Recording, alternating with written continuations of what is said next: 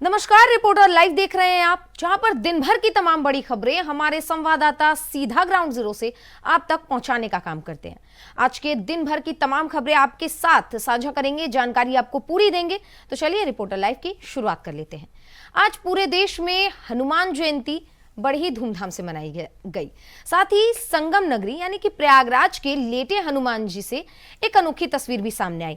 भक्तों की भारी भीड़ तो वहां पर थी ही, साथ ही हनुमान जयंती के दिन हनुमान जी के मंदिर को फूलों से सजाया गया था। और क्या कुछ तमाम तैयारियां की गई थी हनुमान मंदिर में, विस्तार से बता रहे हैं सहयोगी शोएब रिजवी। पूरे देश में पूरी श्रद्धा और धूमधाम से मनाई जा रही संगम नगरी प्रयागराज के जो अलग अलग हनुमान मंदिर हैं, बड़ी संख्या में श्रद्धालु वहां पर पहुंच रहे हैं, भजन कीर्तन कर रहे हैं। ख़ास तौर से जो यहाँ का संगम इलाके में ऐतिहासिक लेटे हनुमान जी मंदिर है, वहाँ पर सुबह से ही श्रद्धालुओं की भीड़ जुटी हुई है। बड़ी संख्या में श्रद्धालु आ रहे हैं। ये देश और दुनिया का अकेला ऐसा मंदिर है जहाँ हनुमान जी लेटे हुए यानी विश्राम की अवस्था में हैं और उसी अवस्था में लोगों को आशीर्वाद देते हैं, श्रद्धालुओं को आशीर्वाद देते हैं। और इसीलिए इसका ऐतिहासिक महत्व बहुत है। बड़ी संख्या में लोग आम दिनों में आते हैं, क्योंकि आज हनुमान जयंती है, तो उस वजह से बड़ी संख्या में लेटे हनुमान जी जो संगम इलाके में हैं, वहाँ पर श्रद्धालुओं का सुबह से ही रेला देखने को मिल रहा है। मंदिर को भव्य तरीके से सजाया गया है, फूलों से सजाया गया है। वहाँ पर बाकायदा भजन कीर्तन किया जा रहा है, हनुमान चालीसा का पाठ किया जा रहा है। अपने परिवार, देश, दुनिया के लिए उनसे प्रार्थना की जा रही है।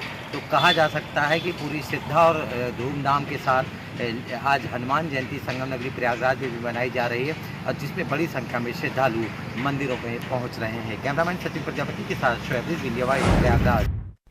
तो ऐसी ही तस्वीर बलौदा बाजार से भी सामने आई, जहां सुबह से ही हनुमान मंदिरों में भक्तों का तांता लगा हुआ दिखाई दिया और मंदिरों को भव्य तरीके से सजाया भी गया और लगातार भंडारे का भी आयोजन मंदिरों में किया जा रहा है। क्या कुछ बलौदा बाजार की तस्वीर है, लोगों में कितना उत्साह है हनुमान जन्मोत्सव को लेकर, जानकारी दे रहे हैं हमारे सहयोगी प्रदीप महेश्वरी।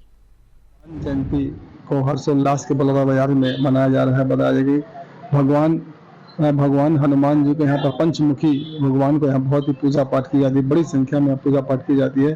छत्तीसगढ़ में भगवान हनुमान जी को पंचमुखी ज़्यादा पूजा जाती है। यहाँ पर चमेली के तेल और बंधन से पूजा पाठ की जाती है और लोचा पहनाया जाता है। आपको रोट का प्रसाद लगाया जाता है और जगह जगह यहाँ पर भंडारे का आयोजन किया जाता है। यहाँ पर बड़ी संख्या में हनुमान जी को मानने वाले लोग हैं। जैसे अपने दिन भर भंडारा का आयोजन किया जाता है। रात में भक्ति में संगीत का भी कार्यक्रम भक्तों के द्वारा किया जाता है। बजरंगबली को यहाँ पर भगवान के रूप मानते हैं, शक्तिशाली भगवान के रूप में बजरंगबली कोई भी कार्य जो यहाँ पर करता है, सबसे पहले बजरंगबली को याद करता है। इसकी वजह इसीलिए यहाँ पर हनुमान जी का जगह जगह हनुमान चालीसा हो रहा है। मंदिरों में हनुमान चालीसा हुआ, सुंदरकांड का भी आयोजन किया जाए। सुंदरकांड के बाद भव्य वहाँ आरती 12 बजे की गई। आरती करने के बाद वहाँ रोट का प्रसाद दे दिया गया। उसके बाद जगह जगह भंडारा का आयोजन किया गया। भंडारा यहाँ पर पंचमुखी बजरंगबली मंदिर में वहाँ पर बजरंग चौक में भंडारे का आयोजन किया, जहाँ पर दिन भर आज चलेगा और रात में एक भजन संध्या का कार्यक्रम किया जाएगा, जहाँ पर सुंदर कांड को एक संगीतमय के रूप में और हनुमान चालीसा को एक संगीत में दिया जाएगा और रात भर एक कार्यक्रम चल जाएगा। इस टीम के लिए रायपुर से एक टीम आई भी, जहाँ पर हनुमान चालीसा का पाठ और सुंदर कांड किया जाएगा। यहाँ पर पूरे सनातन धर्म के लोग यहाँ पर बड़ी संख्या में आकर इस सुंदर कांड और हनुमान चालीसा के पाठ में भाग लेंगे। हनुमान जी की जयंती को यहाँ बहुत ही हर्षोल्लास के साथ मैंने चारों तरफ पंडाल लगाने में कोई यहाँ शरबत बांटता है, कोई फल बांट रहा है, कोई भंडारा चला रहा है, कोई लड्डू बांट रहा है, तो कोई हलवा बांट रहा है। इस वजह से चारों तरफ शहर में एक भक्तिमय वातावरण देखने को मिल रहा है। लेकिन निश्चित हनुमान जी को यहाँ पर छत्तीसगढ़ में भगवान राम का दूसरा रूप माना जाता है, क्योंकि हनुमान जी को राम का एक भक्त माना गया था। इसलिए यहाँ लोग राम भगवान को भांचा मानते हैं। भांचा का एक भक्त जो होता है उसको भी भगवान को पेश करते हैं। तो पूरे देश में हनुमान जन्मोत्सव की धूम देखी जा रही है और जगह जगह मंदिरों पर भक्तों की भीड़ उमड़ी हुई है, ताकि वो अपने आराध्य हनुमान जी के दर्शन कर सकें। खबरों में आगे बढ़ेंगे, जहां बरेली कैंट विधानसभा क्षेत्र में आयोजित एक सम्मेलन के दौरान बरेली के मेयर डॉक्टर उमेश गौतम का एक तीखा बयान सामने आया, जिससे स्थानीय राजनीतिक हलकों में हलचल मचा दी है। क्या कुछ रहा है मेयर साहब का बयान, विस्तार से बता रहे हैं सहयोगी अंकुर तिवारी। विधानसभा में आयोजित सभा के दौरान बरेली के मेयर पहुंचने के बाद बरेली को जनता को संबोधित करने के दौरान मेयर उमेश गौतम ने बिना नाम लिए तीखा वार किया। मेयर उमेश गौतम के इस बार से बरेली की जो राजनीति है उसमें हलचल मच गई। दरअसल आपको बता दें, मेयर उमेश गौतम ने मन से तीखा वार करते हुए उन्होंने साफ तौर पर उन लोगों पर इशारा करा जो लोग मेयर गौतम के अनुसार उनके पीठ पीछे से वार करने की कोशिश कर रहे हैं। तो उन्होंने साफ तौर पर यह कहा है कि अगर मर्द हो तो मेरे सामने आकर वार करो, पीछे से नहीं आओ। उन्होंने मन से यह भी कहा कि दोस्तों अपने ही गद्दारी करते हैं, कोई गैर नहीं। बरेली से इंडिया वॉइस के लिए अंकुर चौधरी। तो वहीं बसपा सुप्रीमो मायावती ने कई मुद्दों को लेकर बीजेपी सरकार को घेरा और एक्स पर पोस्ट कर कहा कि वक्फ संशोधन बिल पर लोकसभा में जब लंबी चर्चा हुई तो इस दौरान नेता प्रतिपक्ष यानी कि राहुल गांधी चुप क्यों थे, इसका जवाब वो जनता को दे। इसी के साथ साथ उन्होंने कई मुद्दों पर चर्चा की और साथ ही इसे लेकर सोशल मीडिया पर पोस्ट भी किया है। क्या कुछ मायावती का रुख रहा है, इसे लेकर विस्तार से बता रहे हैं सहयोगी मोहम्मद आसिफ। मायावती ने वक्फ बिल को लेकर राहुल गांधी को निशाने पर लिया है। एक्स पर पोस्ट करते हुए कहा है कि वक्फ बिल को लेकर संसद में बहस के दौरान नेता प्रतिपक्ष राहुल गांधी ने चुप्पी साध रखी थी। वहीं बसपा चीफ ने मुस्लिमों के आक्रोश को जायज भी ठहराया है। इसके अलावा बसपा चीफ मायावती ने दलित मुद्दों और बिजली के निजीकरण को लेकर सरकार को घेरने की कोशिश भी किया है। दरअसल बसपा चीफ मायावती ने एक्स पर पोस्ट किया जिसमें बसपा चीफ ने कहा कि वक्फ बिल को लेकर संसद में लंबी बहस चली। इस दौरान कांग्रेस नेता प्रतिपक्ष राहुल गांधी ने चुप्पी साध रखी थी। बसपा चीफ मायावती ने सवाल दागते हुए कहा कि राहुल गांधी की चुप्पी कितनी जायज है, क्योंकि इस बिल को लेकर मुस्लिमों में काफ़ी आक्रोश है। बसपा चीफ मायावती ने यह भी कहा कि जिस तरह से बिजली का निजीकरण किया जा रहा है इस पर सरकार को सोचना चाहिए। दलितों की दयनीय स्थिति को लेकर भी बसपा चीफ मायावती ने कहा कि इन सब के पीछे कांग्रेस और बीजेपी के साथ साथ अन्य दलों की भूमिका है। उन्होंने कहा कि दलितों के मुद्दे को लेकर सभी दल चुप्पी साधे रहते हैं। बसपा ही एकमात्र पार्टी है जो दलितों के मुद्दे को लेकर उठाती है। फिलहाल बसपा चीफ मायावती का यह बयान कहीं न कहीं सियासी गलियारे में हलचल भी मचा रहा है, क्योंकि जिस तरीके से दलितों का मोह बसपा से भंग हुआ है, अब बसपा चीफ मायावती दलित समुदाय को भी अपनी पाले में लाने के लिए एड़ी चोटी का जोर लगा रही हैं। बसपा चीफ मायावती को यह पता है कि मुस्लिम और दलित गठजोड़ कहीं न कहीं उनकी पार्टी की नया पाल लगाएगी। सहयोगी शरार के साथ आसिफ बेग, इंडिया वॉइस लखनऊ।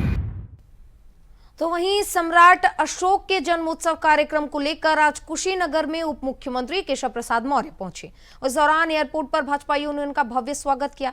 क्या कुछ कार्यक्रम रहे डिप्टी सीएम के, विस्तार से बता रहे हैं सहयोगी अनुराग तिवारी। के जन्मोत्सव कार्यक्रम को लेकर के आज कुशीनगर में उप मुख्यमंत्री केशव प्रसाद मौर्य पहुंचे। इस दौरान एयरपोर्ट पर भाजपाइयों ने उनका स्वागत किया। स्वागत के बाद वो भगवान बुद्ध के मंदिर में पहुंचे और वहां पर भगवान बुद्ध की लेटी हुई प्रतिमा पर चीवर भी चढ़ाया। जिसके बाद पडरौना जूनियर हाई स्कूल में सम्राट अशोक की जन्म उत्सव को लेकर के आयोजित कार्यक्रम में भी वो पहुंचे। इस दौरान मंच से संबोधन करते हुए उन्होंने सपा पर तंज कसा। उन्होंने कहा कि सपा में पीडीए का मतलब परिवार डेवलपमेंट अथॉरिटी है। कुशीनगर से इंडिया वॉइस के लिए अनुराग तिवारी। तो वहीं लखनऊ में सपा ने पूर्वांचल के कद्दावर नेता हरिशंकर तिवारी के बेटे विनय शंकर तिवारी के खिलाफ ईडी की कार्रवाई को लेकर पोस्टर वॉर जारी कर दिया है। अब क्या कुछ इसे लेकर तमाम जानकारी है, साझा कर रहे हैं हमारे सहयोगी मोहम्मद आसिफ। पार्टी ने एक बार फिर से पोस्टर वार के जरिए बीजेपी सरकार को निशाने पर लिया है। पूर्वांचल के कद्दावर नेता हरिशंकर तिवारी के बेटे विनय तिवारी पर की गई कार्रवाई को लेकर यह पोस्टर लगाया गया है। समाजवादी पार्टी के दफ्तर के बाहर पोस्टर में लिखा गया है कि मठाधीश को खाता नहीं आता है, ब्राह्मणों को सरकार बदलनी आती है। यह पोस्टर कहीं न कहीं कई मायनों में बीजेपी और योगी सरकार को घेर रहा है। फिलहाल जिस तरह से 27 के रण के पहले समाजवादी पार्टी कई मुद्दों को लेकर सरकार पर फायर है और लगातार योगी सरकार को घेरने का काम कर रही है, चाहे सपा सांसद रामजी लाल सुमन के घर पर हमले का मामला हो या फिर अपने नेताओं पर कार्रवाई को लेकर। जिस तरीके से सपा सांसद रामजी लाल सुमन के मामले में सपा ने गेंद सरकार के पाले में डाल दी है। सपा ने यहाँ पर चुट भी मेरी फुट भी मेरी वाली रणनीति अपनाई है, क्योंकि अगर सपा सांसद रामजी लाल पर हमला होता है तो इससे दलितों का बड़ा वोट बैंक समाजवादी पार्टी की तरफ आ सकता है और सपा सांसद ने यदि माफ़ी नहीं मांगी तब भी कहीं न कहीं दलितों को सम्मान की बात सामने आ रही है। वहीं सपा प्रमुख अखिलेश यादव जिस तरीके से रामजी लाल सुमन के मुद्दे को लेकर फायर हो रहे हैं, सरकार को निशाने पर ले रहे हैं, वहीं समाजवादी पार्टी ने पोस्टर वार के जरिए विनय शंकर तिवारी के मामले को लेकर भी सरकार को घेरा है। यह पोस्टर सपा नेता अमित चौबे ने लगाया है। फिलहाल अब यह पोस्टर चर्चा का केंद्र बना हुआ है। फिलहाल जिस तरह से समाजवादी पार्टी का जोश पूरी तरह से हाई देखने को मिल रहा है, आने वाले 27 के रण में इसका कितना फायदा सपा को मिलता है यह समय ही बताएगा। सहयोगी राज के साथ आसिफ बेग, इंडिया वाइज। अगली खबर उत्तराखंड से है, जहां बीजेपी के वरिष्ठ नेता और सरकार के दायित्वधारी विश्वास डाबर के वायरल वीडियो पर कांग्रेस जहां जुबानी हमला बोल रही है, तो वहीं भाजपा संगठन पर भी बेलगाम हो चुके नेताओं पर कार्रवाई का दबाव अब बढ़ने लगा है। क्या है ये पूरा मामला, दायित्वधारी विश्वास डाबर का विस्तार से बता रहे हैं सहयोगी अभय कैंतुरा। सरकार के दायित्वधारी नेता विश्वास डाबर का एक और वीडियो वायरल होने लगा है। बढ़ते हुए इस वीडियो वायरल से भाजपा की जो चिंता है वो लगातार बढ़ती नजर आ रही है। ये कहा जा सकता है कि जिस प्रकार से सत्ता के हनक इस वीडियो में दिख रही है, भाजपा के नेता जिस प्रकार से सत्ता के हनक दिखाने का काम कर रहे हैं, कानूनों को तोड़ने का बात कर रहे हैं और ये कह रहे हैं कि अगर बात नहीं मानी तो फिर गोली मारने का सीधा काम यहाँ पर कर दिया जाएगा, तो सीधे तौर पर इस बात का प्रमाण है कि भाजपा नेताओं के सर पर इस समय सत्ता की हनक दिख रही है और उनके आगे सारे नियम कानून ध्वस्त होते हुए नजर आ रहे हैं। लगातार वायरल हो रहे इस वीडियो से भाजपा की चिंता इस रूप में भी बढ़ रही है कि एक के बाद एक भाजपा नेताओं की जो चिंताएं या जो बयानबाजी है वो भाजपा के संगठन के लिए सरदर्द बन रही है और इससे उभर पाना भाजपा के लिए बड़ा चुनौतीपूर्ण साबित हो पा रहा है। इसीलिए अब मांग ये उठने लगी है कि अगर कैबिनेट मंत्री पर कार्रवाई की जा सकती है तो फिर दायित्वधारियों पर भी भाजपा कार्रवाई करे, ताकि किसी भी प्रकार से नियमों को और कानूनों को तोड़ने वाले इन नेताओं पर लगाम लगाई जा सके और जो जनहित के विपरीत जो काम कर रहे हैं उन पर कठोर कार्रवाई यहाँ पर हो सके। अब देखना यही होगा कि भाजपा संगठन क्या कुछ कार्रवाई करता हुआ नजर आता है। कैमरामैन नथुनल साथ अभय कैंतुरा, इंडिया वाइज। तो वहीं पूरे देश के साथ साथ उत्तराखंड में भी मौसम बदला है और बारिश ने जमकर अपना कहर बरपाया है। गुरुवार को प्रदेश भर में जमकर बारिश हुई थी, जिसके कारण एक तरफ गर्मी से राहत तो मिली, लेकिन फसलों को काफी नुकसान हुआ है। क्या कुछ है पूरी अपडेट विस्तार से दे रहे हैं हमारे सहयोगी धनराज गर्ग। मौसम का मिजाज लगातार बदलता हुआ नजर आ रहा है, क्योंकि मौसम विभाग की तरफ से एक पूर्व अनुमान जारी किया गया था और साफ तौर पर मौसम निदेशक की तरफ से कहा गया था कि 9 तारीख से लेकर 12 तारीख तक उत्तराखंड के तमाम क्षेत्रों में बारिश देखने को मिलेगी और वहीं जो पहाड़ी क्षेत्र हैं यानी कि ऊंचाई वाले क्षेत्र हैं वहाँ पर बर्फबारी देखने को मिलेगी। और वो जो भविष्यवाणी मौसम विभाग की तरफ से की गई थी वो कहीं ना कहीं सच साबित होती हुई नजर आई, क्योंकि पिछले 2 दिनों से लगातार उत्तराखंड के जो तमाम क्षेत्र हैं वहाँ पर बारिश और बर्फबारी पहाड़ी क्षेत्रों में देखने को मिल रही है, जिससे कहीं ना कहीं जो नुकसान है वो फसलों को भी काफ़ी नुकसान हुआ है। खासकर आलू की जो फसल है उसको कहीं ना कहीं ज़्यादा नुकसान देखने को मिला है। लेकिन वही देखिएगा कि मौसम विभाग की तरफ से अभी भी कहा गया है कि आज यानी कि 12 तारीख को भी उत्तराखंड के जो पहाड़ी क्षेत्र हैं वहाँ पर बर्फबारी और ओलावृष्टि देखने को मिल सकती है और मैदानी क्षेत्रों में भी हल्की फुल्की बारिश देखने को मिल सकती है। उसके साथ ही तेज हवाएं चलने का अनुमान भी मौसम विभाग की तरफ से जताया गया है। लेकिन वही देखिएगा कि मौसम विभाग की तरफ से ये भी कहा गया है कि आने वाला समय में यानी कि कल से जो मौसम है वो बिल्कुल साफ रहेगा और शुष्क मौसम बना रहेगा। तो कहा जा सकता है कि गर्मी जरूर बढ़ सकती है, लेकिन वही देखेगा कि अभी यदि हम बात करें तो कहीं ना कहीं गर्मी से राहत जरूर लोगों को इस बारिश से मिली है। लेकिन वही दूसरी ओर कहीं ना कहीं जो किसान हैं उनको काफ़ी नुकसान यहाँ पर उठाना पड़ा है। India voice Dhanrajgarh Dehradun. वैसे तो हर किसी का सपना होता है कि उसका अपना एक घर हो, लेकिन जब किसी का सपना साकार होने लगे और उस पर किसी की नजर लग जाए तो फिर क्या होता है, ये कानपुर देहात की एक घटना से समझा जा सकता है।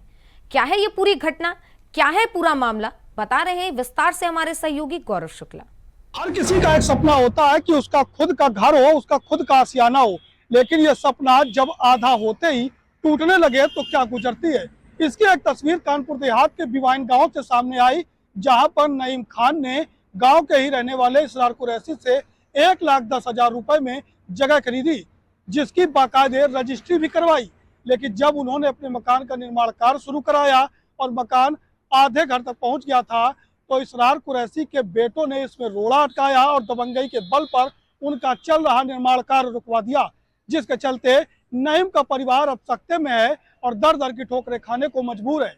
लगातार वे अधिकारियों की चौखट के चक्कर लगा रहा है कि दबंगों पर कार्रवाई हो और उसके घर का निर्माण कार्य पूरा हो, जिसके चलते उसका आशियाना बने और उसका परिवार खुशहाली से छत के नीचे गुजारा करे।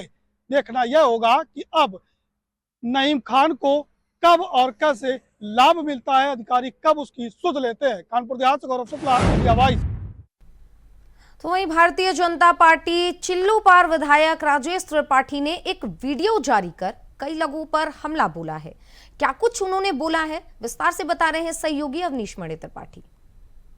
बीमारी और विनय शंकर की गिरफ्तारी से ब्राह्मण समाज के लोगों में आक्रोश व्याप्त। हम आपको बता दें कि लगातार सोशल मीडिया और बैनर पोस्टर के माध्यम से ब्राह्मण समाज के लोग विरोध करते नजर आ रहे हैं। इसी कड़ी में आज गोरखपुर में जो है विश्वविद्यालय गेट से लेकर के डीएम कार्यालय तक जो है ब्राह्मण समाज के लोगों का विरोध प्रदर्शन का आज धरना प्रदर्शन था। लेकिन गोरखपुर की पुलिस सशक्त दिखी और गोरखपुर की पुलिस ने अपने कमर कस लिए। इस तरीके के जो भी लोग थे उनको या तो पुलिस ने उनके घरों में नज़रबंद कर दिया या फिर पुलिस की सतर्कता को देखते हुए धरना प्रदर्शनकारी सड़कों पर नहीं थे। वहीं अगर हम बात करें अन्य जिलों की, तो लोग विरोध प्रदर्शन की वीडियो सोशल मीडिया और तमाम माध्यमों से शेयर करते नजर दिया।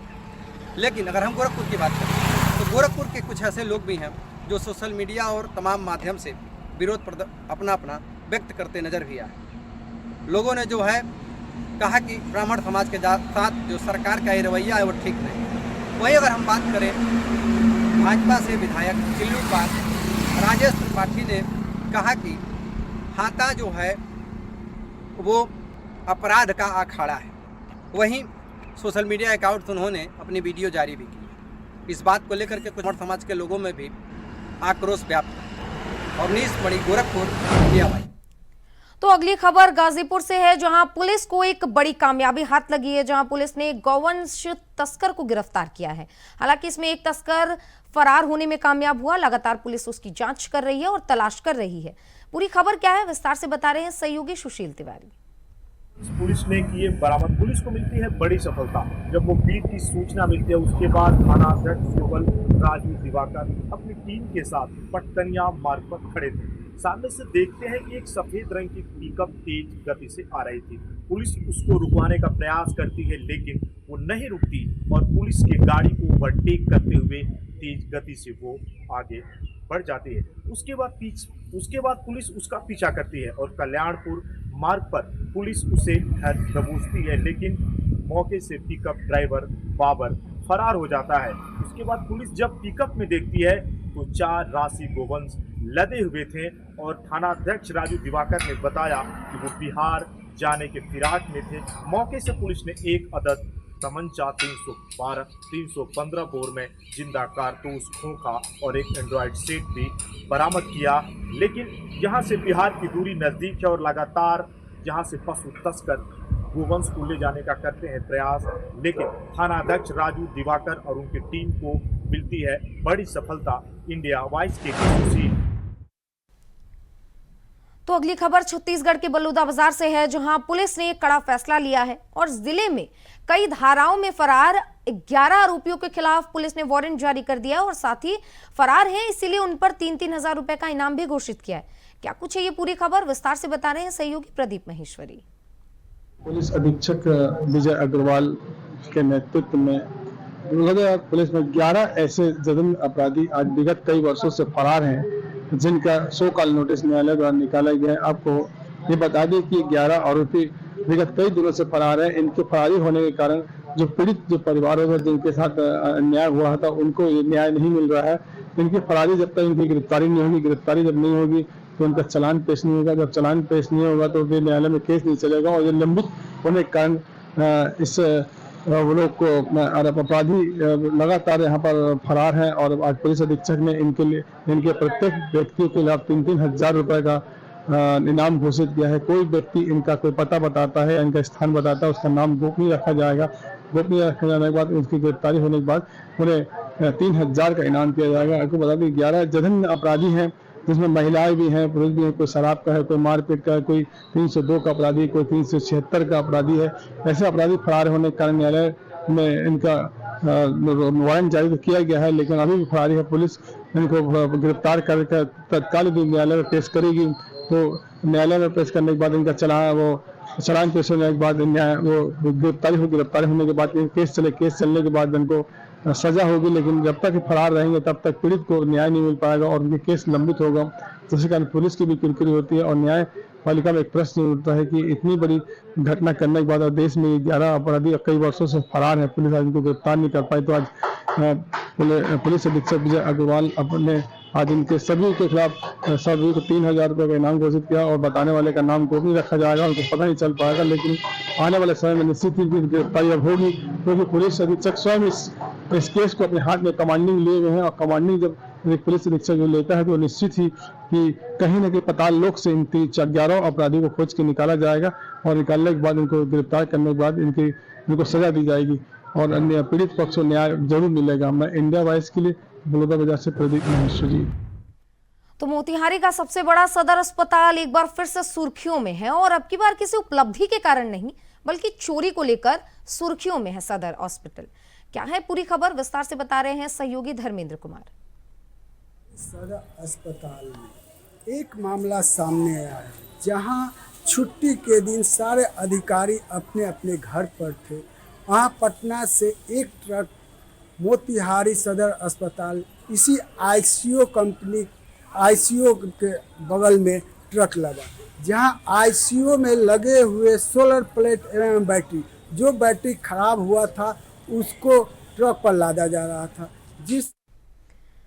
तो वहीं बांदा से एक हैरान करने वाली घटना सामने आई, जहां होमवर्क न करने पर ट्यूशन टीचर ने मासूम बच्चे को बेरहमी से पीटा है। हाथ और पीठ पर लकड़ी के डंडे से जोरदार पिटाई की, इतना कि मासूम अब गंभीर रूप से घायल हो गया है और उसका अस्पताल में इलाज जारी है। क्या कुछ है पूरा खबर, विस्तार से बता रहे हैं हमारे सहयोगी संदीप। बांदा जनपद से है, जहां पर एक ट्यूशन टीचर के द्वारा एक बच्चे को इतनी बेरहमी से प्रताड़ित किया गया कि उसकी हालत अत्यधिक गंभीर हो गई, जिसके बाद परिजनों के द्वारा उसको जिला अस्पताल में भर्ती कराया गया। वहीं अगर पूरे मामले की बात करें तो पूरा मामला इस प्रकार से है कि बांदा शहर कोतवाली थाना क्षेत्र के एक बच्चे को एक ट्यूशन टीचर के द्वारा पढ़ाया जाता था। तभी उस ट्यूशन टीचर के द्वारा जो है बच्चे को होमवर्क ना करने पर ट्यूशन टीचर ने इतनी बेरहमी से उसको मारा पीटा कि वो काफ़ी गंभीर रूप से घायल हो गया था। उसके बाद उस टीचर के ऊपर परिजनों के द्वारा संबंधित संबंधित थाने में जाकर के मामले को संज्ञान में दिया गया। संबंधित थाने ने घायल बच्चे को ले जाकर के उसका मेडिकल चेकअप कराया। मेडिकल चेकअप कराने के बाद उस संबंधित टीचर के खिलाफ मुकदमा पंजीकृत करके कार्रवाई शुरू कर दी है। वहीं बात की जाए अगर इस टीचरों से संबंधित और शिष्यों से संबंधित जो मामले हैं लगातार तमाम सुनने को मिलते हैं। अन्य जनपदों से भी तमाम ऐसे मामले आते रहते हैं जहां पर शिक्षकों के द्वारा छात्रों को प्रताड़ित किया जाता है। लेकिन कहीं ना कहीं जिस तरह से ये पूरे मामले आ रहे हैं उसको देखते हुए कहीं ना कहीं कड़े कानून बनने चाहिए, जिससे जो ये शिक्षक हैं छात्रों को परेशान करते हैं, प्रताड़ित करते हैं, कहीं ना कहीं इन पर लगाम लगानी चाहिए। इंडिया वॉइस के लिए संदीप कुमार, बांदा। तो बांदा की ये खबर देखिए आपने, जहां ट्यूशन टीचर की हैवानियत काफी हैरान करने वाली है, जिसकी वजह से बच्चा आज हॉस्पिटल में एडमिट है। इसी के साथ रिपोर्टर लाइव में बस इतना ही। आप बने रहिए इंडिया वॉइस के साथ। नमस्कार।